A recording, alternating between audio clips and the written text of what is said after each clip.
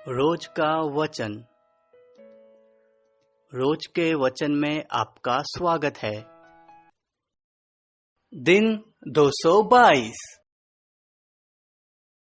इतिहास की पुस्तक दूसरा भाग अध्याय 1।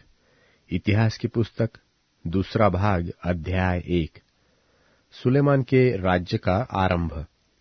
दाऊद का पुत्र सुलेमान राज्य में स्थिर हो गया और उसका परमेश्वर यहोवा उसके संग रहा और उसको बहुत ही बढ़ाया।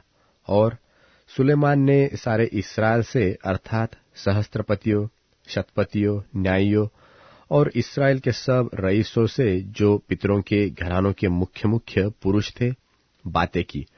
और सुलेमान पूरी मंडली समेत गिबोन के ऊंचे स्थान पर गया, क्योंकि परमेश्वर का मिलाप वाला तंबू जिसे यहोवा के दास मूसा ने जंगल में बनाया था वह वहीं पर था। परंतु परमेश्वर के संदूक को दाऊद किर्यत्यारीम से उस स्थान पर ले आया था जिसे उसने उसके लिए तैयार किया था। उसने तो उसके लिए यरूशलेम में एक तंबू खड़ा कराया था और पीतल की जो वेदी ऊरी के पुत्र बसलेल ने, जो हूर का पोता था, बनाई थी, वह गिबोन में यहोवा के निवास के सामने थी। इसलिए सुलेमान मंडली समेत उसके पास गया और सुलेमान ने वही उस पीतल की वेदी के पास जाकर, जो यहोवा के सामने मिलाप वाले तंबू के पास थी, उस पर 1000 होम बलि चढ़ाए। उसी दिन रात को परमेश्वर ने सुलेमान को दर्शन देकर उससे कहा, जो कुछ तू चाहे कि मैं तुझे दूं वह मांग। सुलेमान ने परमेश्वर से कहा, तू मेरे पिता दाऊद पर बड़ी करुणा करता रहा और मुझको उसके स्थान पर राजा बनाया है। अब हे यहोवा परमेश्वर, जो वचन तूने मेरे पिता दाऊद को दिया था वह पूरा हो। तूने तो मुझे ऐसी प्रजा का राजा बनाया है जो भूमि की धूलि के किनकों के समान बहुत है।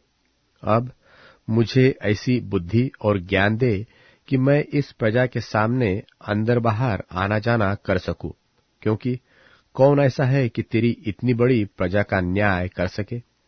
परमेश्वर ने सुलेमान से कहा, तेरी जो ऐसी ही मनसा हुई, अर्थात तूने न तो धन संपत्ति मांगी और न ऐश्वर्य और न अपने बैरियों का प्राण और न अपनी दीर्घायु मांगी, केवल बुद्धि और ज्ञान का वरदान मांगा है, जिससे तू मेरी प्रजा का, जिसके ऊपर मैंने तुझे राजा नियुक्त किया है, न्याय कर सके। इस कारण बुद्धि और ज्ञान तुझे दिया जाता है और मैं तुझे इतना धन संपत्ति और ऐश्वर्य दूंगा जितना न तो तुझसे पहले किसी राजा को मिला और न तेरे बाद किसी राजा को मिलेगा। तब सुलेमान गिबोन के ऊंचे स्थान से अर्थात मिलाप वाले तंबू के सामने से यरूशलेम को आया और वहां इस्राएल पर राज्य करने लगा। फिर सुलेमान ने रथ और सवार इकट्ठे कर लिए और उसके 1400 रथ और 12,000 सवार थे और उनको उसने रथों के नगरों में और यरूशलेम में राजा के पास ठहरा रखा। और राजा ने ऐसा किया कि यरूशलेम में सोने चांदी का मूल्य बहुतायत के कारण पत्थरों का सा और देवदारों का मूल्य नीचे के देश के गुलरों का सा बन गया। और जो घोड़े सुलेमान रखता था वे मिस्र से आते थे और राजा के व्यापारी उन्हें झुंड के झुंड ठहराए हुए दाम पर लिया करते थे। एक रथ तो 600 शेकेल चांदी पर और एक घोड़ा 150 शेकेल पर मिस्र से आता था। और इसी दाम पर वे हित्तियों के सब राजाओं और अराम के राजाओं के लिए उन्हीं के द्वारा लाया करते थे।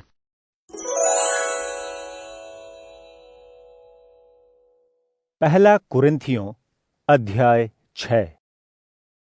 आपस में किसी दूसरे के साथ तुम्हारा कोई झगड़ा होने पर अपने विश्वासी भाइयों के पास सुलझाने के बावजूद संसारिक अदालत में क्यों जाते हो?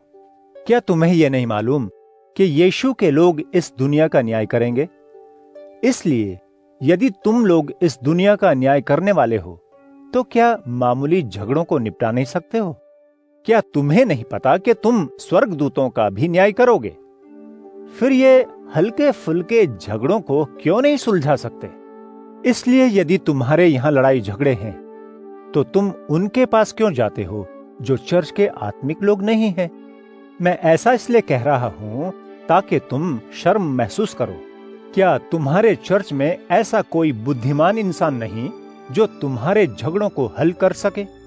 इसके विपरीत एक मसीही दूसरे की खिलाफत में अविश्वासियों के सामने अदालत में जाता है।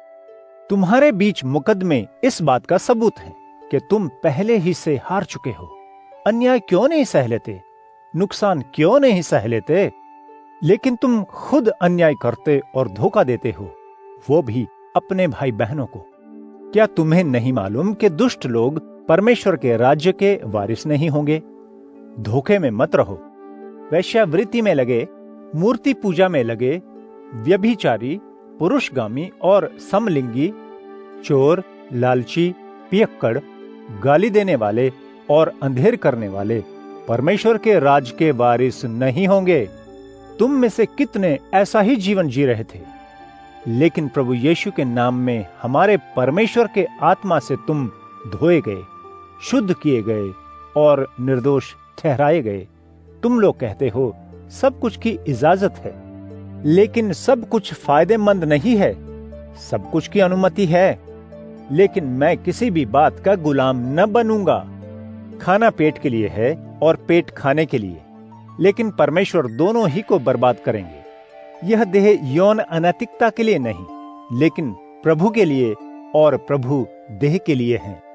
परमेश्वर ने जिस तरह से यीशु मसीह को मरे हुओं में से जिलाया, वह हमें भी अपनी सामर्थ्य से जिला उठाएंगे। क्या तुम्हें नहीं मालूम कि तुम्हारी देह मसीह के अंग हैं? क्या मैं मसीह के अंगों को लेकर वैश्या के अंग बनाऊं?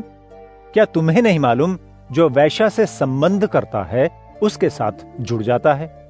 इसलिए कि ऐसा कहा गया है, दो जन एक देह हो जाएंगे। लेकिन जो व्यक्ति प्रभु से जुड़ जाता है वह उनके साथ एक आत्मा हो जाता है। व्यभिचार से भागो। कोई गुनाह देह पर इतना असर नहीं डालता है जितना यौन अनैतिकता। ये गुनाह अपनी देह के विरोध में है। क्या तुम नहीं जानते कि तुम्हारी देह पवित्र आत्मा का मंदिर है? वह तुम में है, तुम्हें परमेश्वर से मिला है और तुम अपने नहीं हो। तुम बड़ी कीमत देकर खरीदे गए थे, इसलिए तुम्हें अपनी देह से परमेश्वर को आदर देना चाहिए।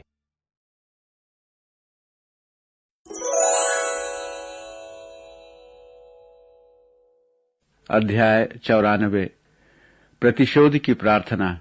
हे प्रभु परमेश्वर, हे प्रतिशोधी परमेश्वर, प्रकाशवान हो। हे पृथ्वी के न्यायकर्ता, उठ, अहंकारियों को प्रतिफल दे।